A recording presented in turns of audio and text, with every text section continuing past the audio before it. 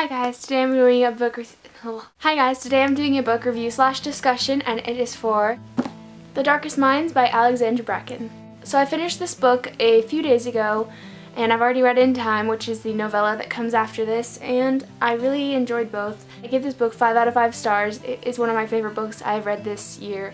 It is in my top 5 and it's just so good. I love this book. It's really amazing. So I will tell you what this book is about in case you're wondering. I will also leave the Goodreads link in the description so that you can go read the official synopsis and all the ratings and see if you want to read it or not, but I really think you should because it is so good. It is basically, it's kind of hard to explain, but there are all these camps, and this is just in the US, and my voice is really weird today, I'm sorry. So basically, they have these camps for these kids because this disease has started like 6 years ago, and this disease is killing off all of the kids. Once you hit 10, you sort of get this disease and you either die from it or you get these powers, and there are like 5 colors and you're one of the colors and each color is a different power, and you are sent to these camps where you're contained so the disease can't spread, but they don't know how to get it under control.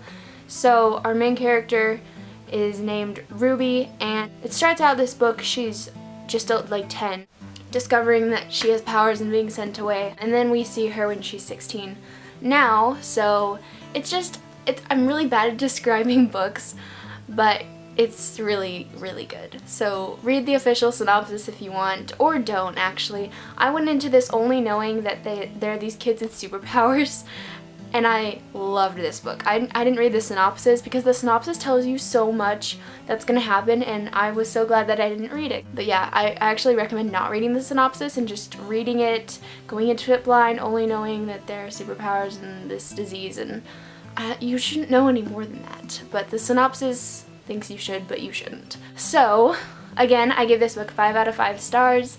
I really like this first half more than the second half. I'm not going to say why or anything. I will when I get into spoilers, but I will first talk about what I thought of this book without spoilers, so you can stay, don't worry if you haven't read it yet. These characters are so amazing. Oh my gosh, even the evil ones are written so well, and just you get so invested in these characters' lives, and like you just love them because you just get so attached to them. And I don't know, with this book I really noticed that the characters were just really incredible. I love the main character, Ruby. When I can relate to a character, I really, really love the book, and I really related to Ruby. I don't know why. I really can't think of a reason why I related to her so much, but I really loved her character and could sort of see myself in her somehow. The writing style was so good. It was really easy to read. I don't know what it is, but this writing style is just amazing. Like, Alexandra Bracken is an incredible author. I didn't really have any expectations other than knowing that a lot of people loved it. I didn't really have any particular thoughts on it myself. I just decided, hey, I'm in the mood for this, so I picked it up and I was blown away. Like, Alexandra Bracken is so talented. It's ridiculous. I was only 40 pages in and I was so hooked. This got me out of my reading slump. Hallelujah. I've been in this reading slump ever since the summer booktubeathon in July. So this book, it's so good. If you're wondering if this book is clean, or if you just don't care, I don't know, but some people might.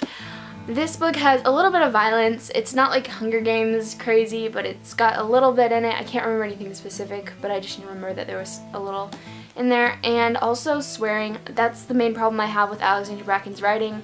There's a lot of swearing in it. It's nothing like super strong until like at the end, and that really was just, yeah.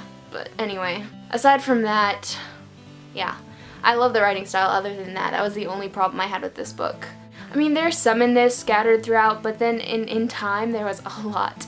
That's actually a reason I took off a star. I only gave it 4 stars, but if you think that's ridiculous, I'm sorry, but that's just what bothered me about this. But other than that, it's just like, it's so good. I mean, if you can ignore that or something, this book is just really incredible. Yeah, I don't really know what else to say without spoiling anything.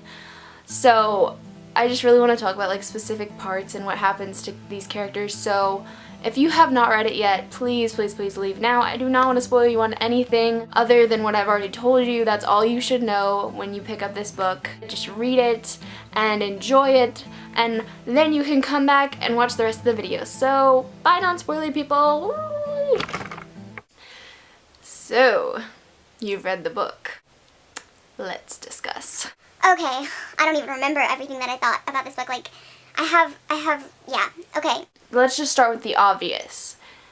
The ending, oh my goodness. I sobbed and sobbed and sobbed. Basically, I was in fear the entire book. Well, not obviously the entire book because we didn't even know him yet, but like that Liam would forget Ruby when they're like holding hands or something, and I was so terrified. And it was like 4 pages left and I was like, okay, things are going good, it's fine. And then it happens. So I'll get to why I didn't like the second half as much as the first half. I just really enjoyed reading about like little groups in books. I don't know what it is, like Maximum Ride I really enjoyed because like they're a little group of the flock of all their kind. And I really loved I loved the whole book. I thought it was amazing, but then she met Liam and Chubbs in Zoo and I was like, oh my gosh, I didn't think it could get any better. And it did.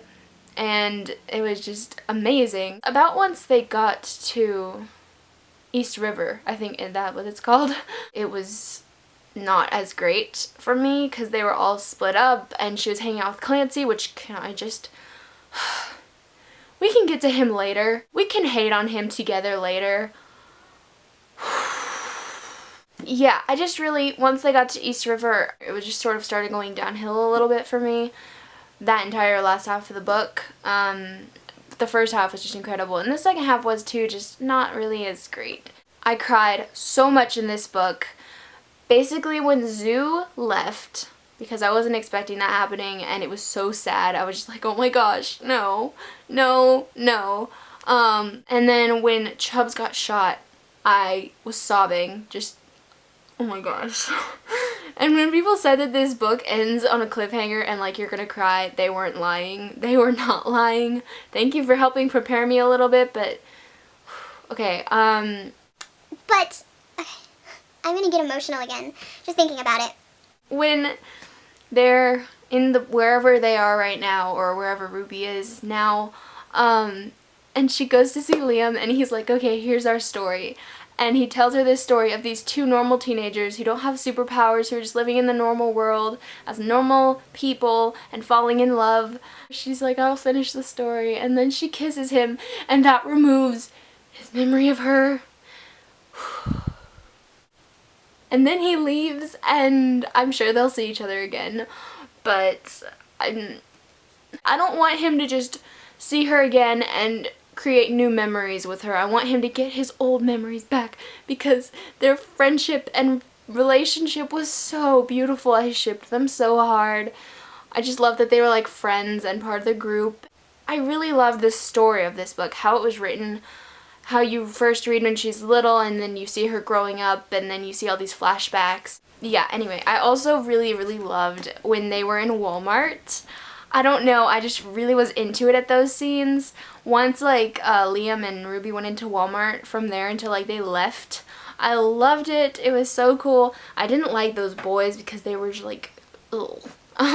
I really loved when Ruby and Zoo went on their little shopping spree and it was just, oh, and then Zoo got pink rubber gloves and her pink dress and then they went shopping for the boys and it was just the sweetest scene.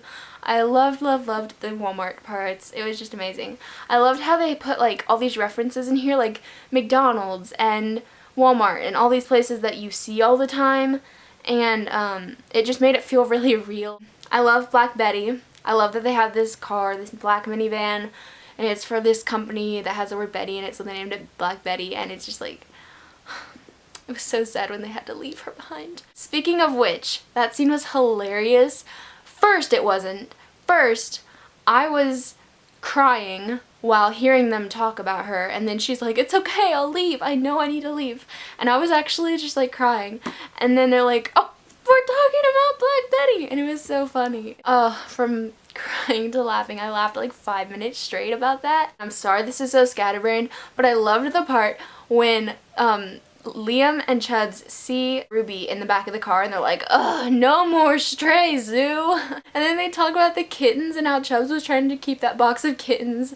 It was just so funny. These four, mostly Chubbs and Liam, are hilarious. And Zoo. Zoo is like the sassiest little girl. I love all four of them. I can't pick a favorite, but Zoo is seriously like the like spunkiest, sassiest little girl I've ever seen, and she is just adorable. But she wasn't just like cute, she was like this, you know, like she's fierce.